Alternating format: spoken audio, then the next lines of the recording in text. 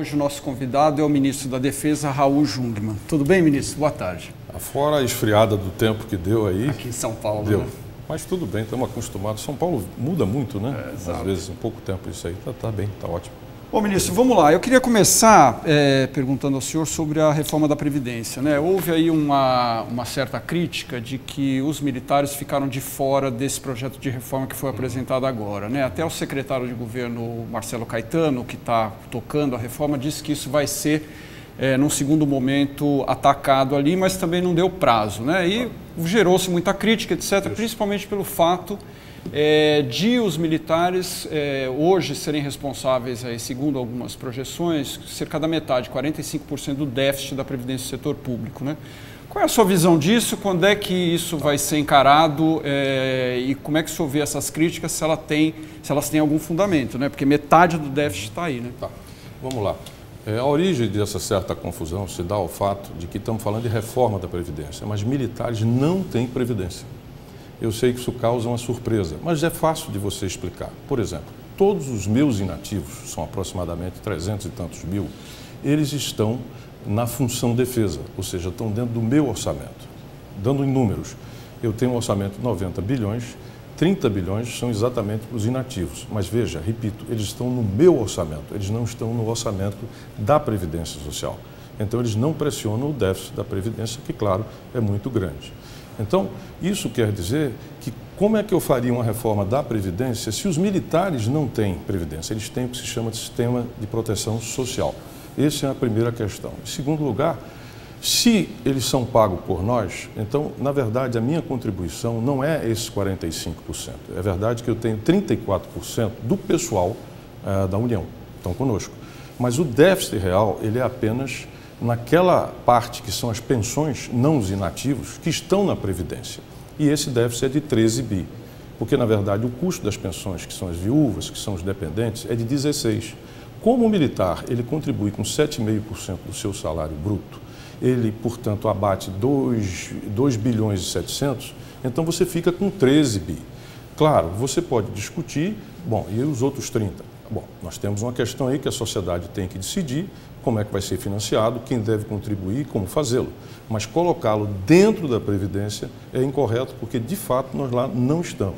Mas o que muita gente diz é o seguinte, muito bem, não é a Previdência, mas é dinheiro público, né? Quem paga é o contribuinte, esses 30 bi. E a outra coisa que se diz é o seguinte, bom, um militar que começa hoje com 18 anos, né, na carreira militar, ele vai se aposentar ali antes dos 50 anos e vai viver quase a mesma coisa que ele esteve em serviço, recebendo uma aposentadoria integral. No momento em que todo mundo está tendo que dar a sua parte aí nessa reforma, né, é daí que vem essa...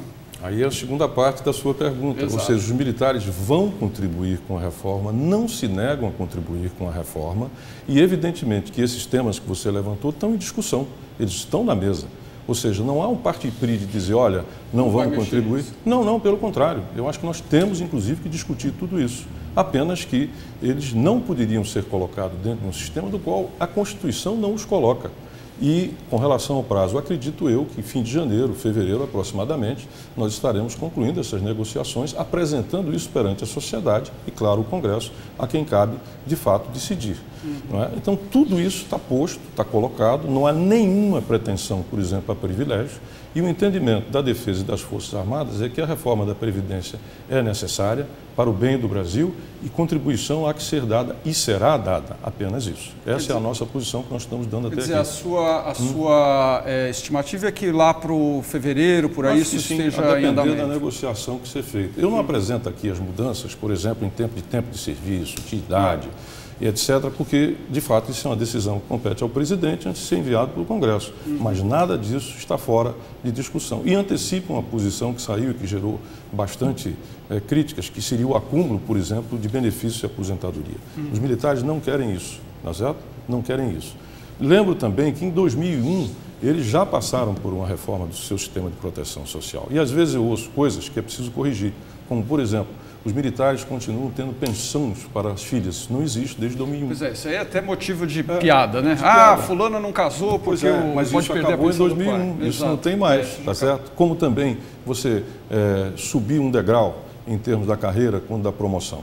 De sorte que o que se pede é o seguinte, O contrato do militar com o Estado tem as suas especificidades. Vou citar 3 apenas delas. Primeiro, ele não conta hora extra, o que significa que, por exemplo, o tempo dele real que ele tem é muito além do que aquele que é computado.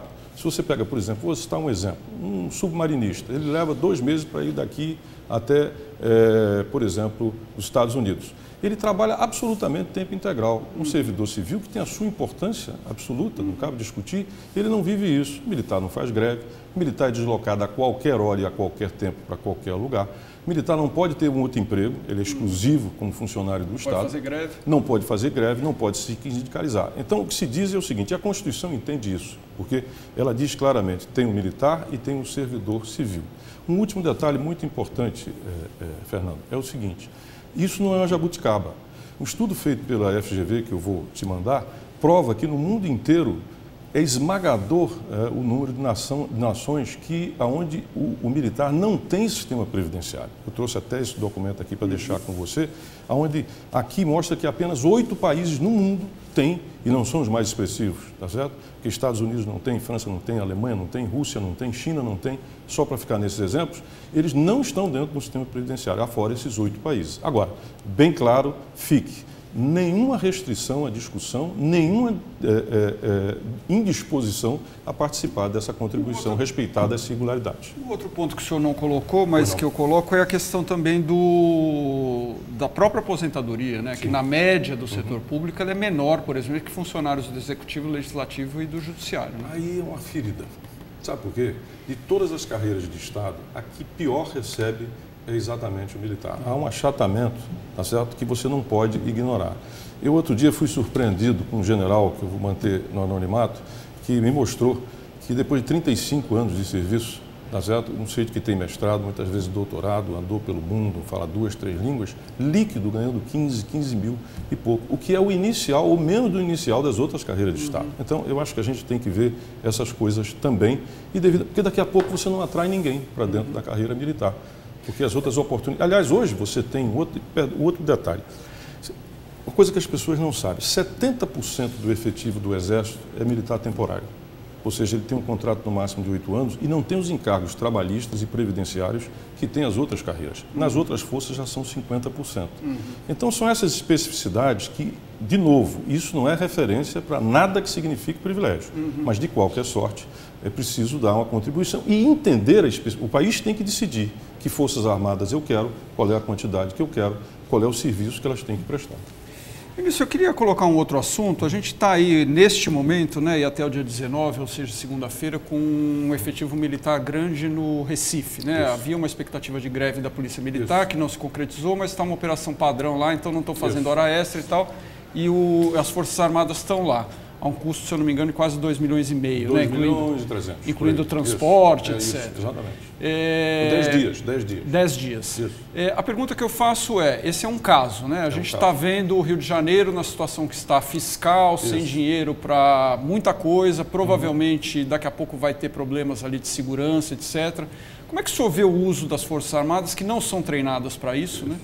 E se o senhor tem uma expectativa de que isso requeira aí os serviços dos militares em outros estados? Né? Veja bem, quando o militar vai fazer essa ação que você referiu em Pernambuco, chama-se constitucionalmente de GLO, Garantia da Lei e da Ordem. Ou seja, o governador não tem condições de manter a ordem, seja por motivo que for, solicita ao presidente, o presidente decide.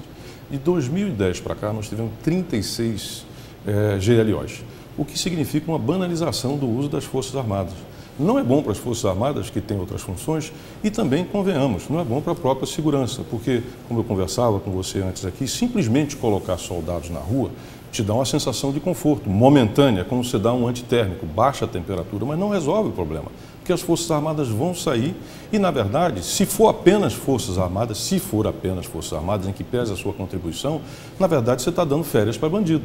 Ou seja, o problema da segurança no Brasil tem que ser resolvido dentro da segurança. Não é você desviando a função da defesa para fazer isso. Que, repito, quando necessário, é a última razão de Estado, tem que ser empregada.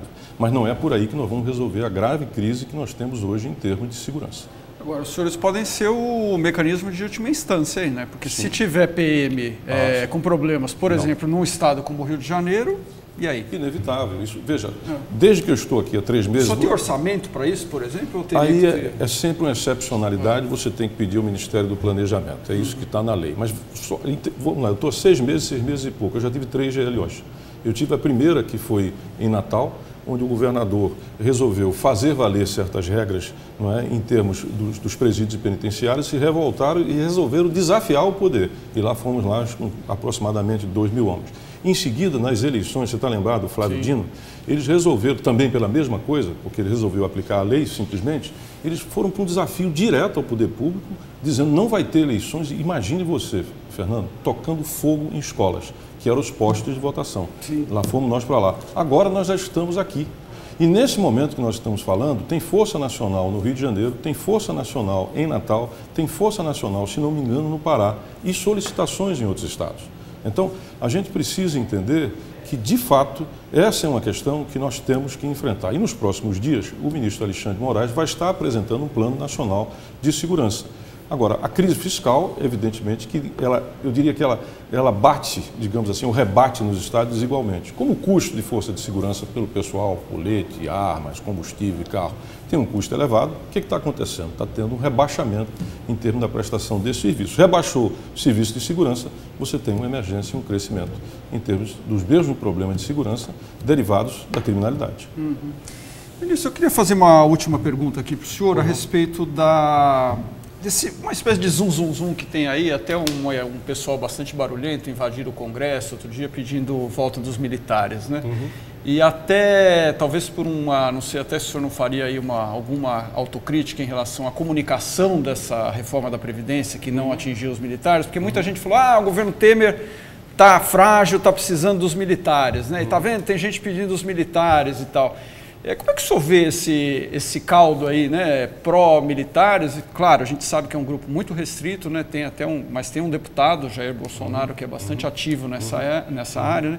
O senhor como ministro da área, né, como é que o senhor vê esse caldo aí pró-militar no Brasil? Chegaram até a invadir o Congresso, como eu disse aqui. Em primeiro lugar, claro, com preocupação. Tá certo? Você vive numa democracia e que hoje nos dá ampla liberdade. Então não há nenhum motivo para você solicitar qualquer tipo de retrocesso em termos de os militares assumirem. Em segundo lugar, os militares hoje no Brasil, e eu os conheço hoje muito bem, são um ativo democrático.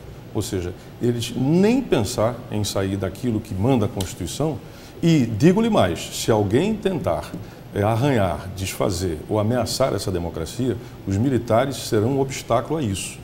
Porque eles estão absolutamente constitucionalizados e eles encaram esse tipo de movimento como algo absolutamente extemporâneo e sem sentido.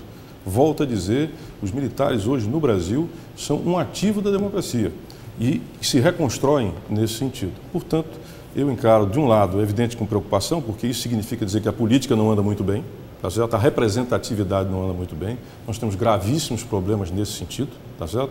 Dentro do sistema político, na representação e no Congresso, isso é indiscutível, e então começam a surgir esses movimentos dos que não se sentem representados. Então o que você tem que fazer não é intervenção militar, que aliás não vai acontecer no Brasil. O que você tem que fazer é uma reforma política, melhorar a representatividade e fazer com que o Congresso Nacional esteja sintonizado com as demandas da população. É isso que é, de fato, o que o Brasil precisa. Porque nesse momento não parece que está acontecendo mesmo. Olha, isso ficaria para uma próxima entrevista, mas é uma bela pauta. Tá certo. Ministro Raul Jungmann, quero agradecer mais uma vez a sua presença, agradecer a audiência dos internautas e convidá-los para continuar acompanhando o noticiário da Folha no site dafolha.com. Obrigado e até uma próxima.